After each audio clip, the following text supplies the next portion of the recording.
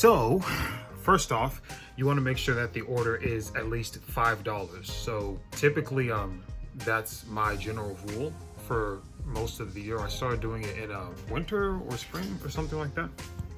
And obviously, if the order is only 3 miles and you're getting $4, then yeah. But generally, for any orders 5 miles and up, you want to do like make sure it's $5 and up. So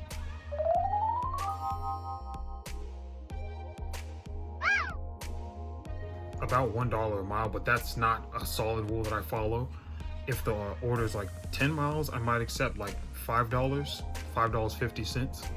Now, of course, if the order's 15 miles, you'll rarely even get an order that's that long, but $10 or more. But I've been able to survive pretty much by just saying $5 or more. Sometimes, only sometimes, I DoorDash where I am now, but most of the time, I DoorDash in Fishers, Indiana.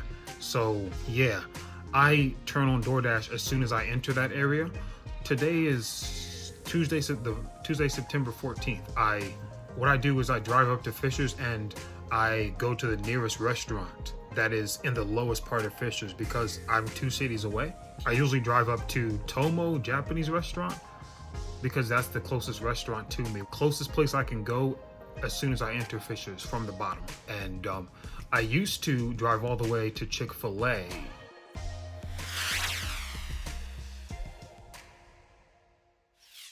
That leads into my next tip. Always go to restaurants that you know are busy. So in that area, when I first enter in the lower part of Fishers, you have Los Agaves Grill, you have Tomo Japanese Restaurant, you have Happy Dragon, and things like that. Once you've been doing it for 6 months or so, you'll start to figure out which ones are the busiest. In the upper part of Fishers, I typically go to Chick-fil-A because on that street, it's typically the busiest. But if it's later and Chick-fil-A has closed, McDonald's will be a better bet.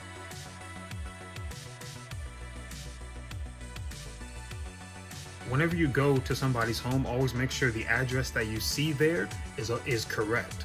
Whatever you put, typically you'll never drive more than 20 minutes.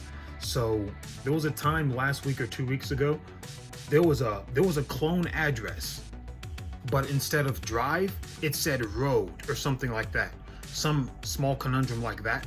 And the order was 30 minutes away. So I called DoorDash and I said, I can't do this order. It's 35 minutes away. This was a KFC order. And they said, oh, I'm looking at it right now and it says the order's only like 12, 16 minutes away. So then as I was talking to them, I think right before she said that, I typed in the address manually instead of using Siri, because sometimes I use Siri and say, get directions to this place. But I said, let me double check. And then I found out the actual address, which was way closer. So I was just about to cancel. And that order had pretty good money. So always make sure the address is correct.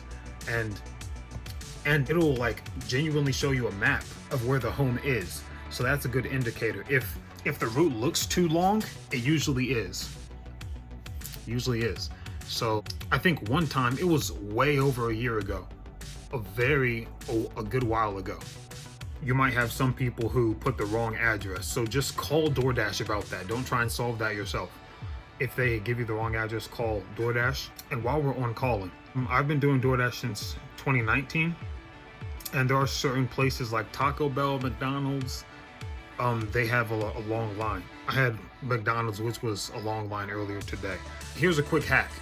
If a place is super busy, you can call, don't tell anybody I said this, but you can call DoorDash and say, hey, the restaurant doesn't have the order. I'm at the restaurant right now. And if you've already arrived at the location, you can get half pay for the entire order. If they have the order, but nobody picks up the phone, DoorDash will give you the benefit of the doubt and say, you know what, they didn't answer, so I'm going to give you half pay. I did that for a bunch of orders for Taco Bell last week and a few weeks ago. Last week I was here in the Indianapolis area, but if they do pick up, DoorDash might say, oh, hey, they do actually have your order. You can also call DoorDash and tell them that there's a long wait time, and you can just ask DoorDash to mark that you had to wait a long time. That way you won't get penalized for it. I actually started doing this new thing just this month, which is, so I don't even wait for long orders anymore.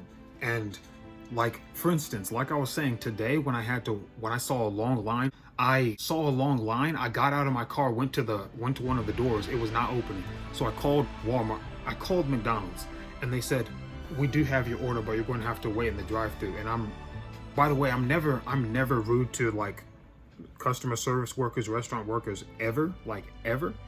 So I was like, is there a way that someone could bring it out? Because sometimes that does happen. And she was like, well, if we had more staff, we could. And then I was like, oh, I see. So yeah, they're just not even going to risk it. Not even going to take chances walking out, because that takes so much time. So I parked in line. And once I saw how slow the cars were moving, I was like, forget this. Then I cut it off. I cut off the order, canceled it. Boom. That order was $4 something, $4.25, and then I canceled that. And then right after I canceled it, I got an order from Subway across the street that was like $5.75 or something like that. It was a little over $5. And then while I was waiting in Subway, I got another order that was over $15. So yeah, I just started realizing that on today, like, no, just this month, definitely just this month, I started doing that. Where if it's a long wait, if it's a drive-through and it's a long wait. I had a McDonald's order. Today I was in Fisher's, but I think Sunday or Saturday I was at McDonald's here in Indianapolis, and there was a McDonald's that had 2 lanes. It was like, goodness gracious. I can be generous because at another McDonald's today, there was a line, but it was moving. It was like moving. And they told me, hey, just come inside and collect the order.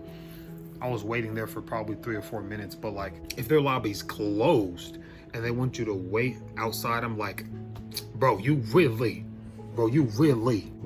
done. But by the way, I used to have an iPad for DoorDash before I got this new iPhone XR, and it did not have the ability to report the store as closed. Like when you have to take a picture of the store when it's closed, my iPad would cut off. And I'll be back on the home screen, and then I would have to reload DoorDash. So I always had to call DoorDash and tell them to manually mark the store as closed, and send me an email for that. But I can now just take the picture with my phone, and it'll tell me you just received half pay. By the way.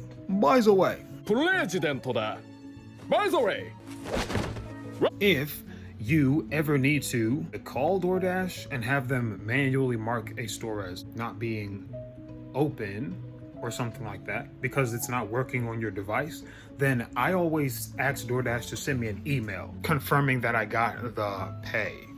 So yeah.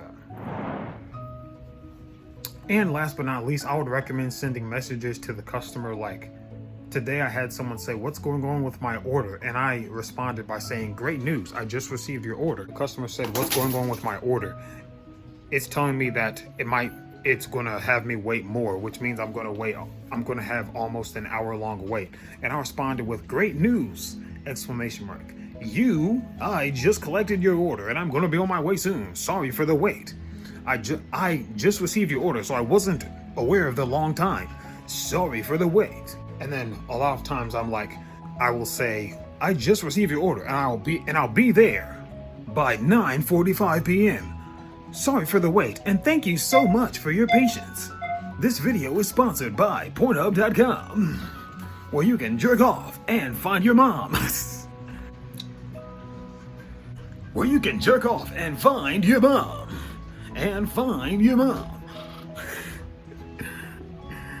What if I talk like a Disney character? I'm gonna go cook something right now.